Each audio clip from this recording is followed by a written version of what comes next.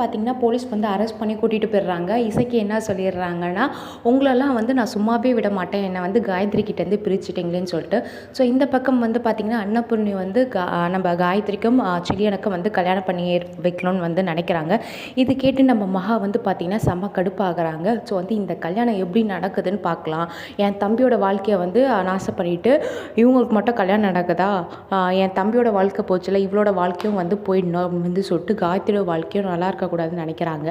இன்னொரு பக்கம் வந்து பார்த்திங்கன்னா நம்ம சிந்துக்கு வந்து உடம்பு முடியாமல் ஆயிடுது. இப்போ வந்து வாந்தி எடுக்கிற மாதிரியும் மயக்கம் போடுற மாதிரியும் காமிச்சிருக்காங்க. ஸோ லாஸ்ட்டாக தான் தெரிய போது நம்ம சிந்துக்கு வந்து மயக்கம் வந்தது, வாந்தி வந்தது எல்லாமே வந்து பார்த்திங்கன்னா அவங்க மாசமாக இருக்கிற காரணத்தினால தான். ஸோ வந்து அன்னபூர்ணி வந்து இப்போ எப்படி வந்து பார்த்திங்கன்னா வேணான்னு சொல்ல போகிறாங்கன்னு தெரில சிந்துவை. ஏன்னா வந்து இப்போ வந்து அவங்க அம்மாவாயிட்டாங்க ஒரு குழந்தைக்கு. இப்போ அன்னபூர்ணியால் வந்து பார்த்திங்கன்னா சிந்துவை வந்து சிவா கிட்டேருந்து பிரிக்க வைக்க முடியல. காரணம் வந்து பார்த்திங்கன்னா சிவா வயிற்றில் வந்து பார்த்திங்கன்னா அவங்க வாரிசு வந்து வளருது. ஸோ அன்னபூர்ணிக்காக என்ன பண்ணுறதுனே தெரியல. ஸோ வந்து ஒரு வழியாக வந்து பார்த்திங்கன்னா லாஸ்ட்டில் அன்னபூர்ணி வந்து சிந்துவை ஏற்றுக்க போகிறாங்க. ஸோ அதை வெயிட் பண்ணி பார்க்கலாம். தேங்க்யூ ஃபார் வாட்சிங்.